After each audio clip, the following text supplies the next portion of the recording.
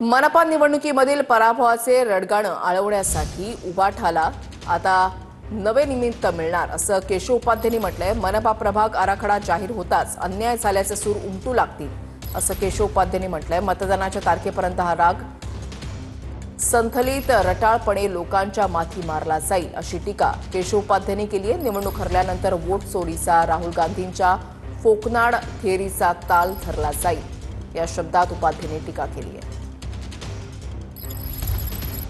तर केशव उपाध्याय यांनी ट्विट केलेले आहे। ट्विटमध्ये त्यांनी असं म्हटलेलं आहे, मुंबई महापालिकेच्या आगामी निवडणुकीमधील पराभवाचं रडगाणं आळवण्यासाठी उबाठाला आजपासून नवं निमित्त मिळणार।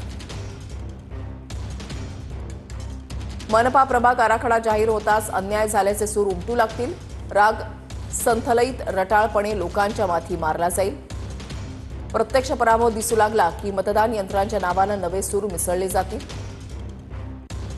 वोट चोरीचा राहुल गांधींच्या फोकनाड थेअरीचा ताल धरला जाईल। मुंबईच्या विकासाच्या मुद्द्यावर बोलायला उबाठाकडे काही नाही।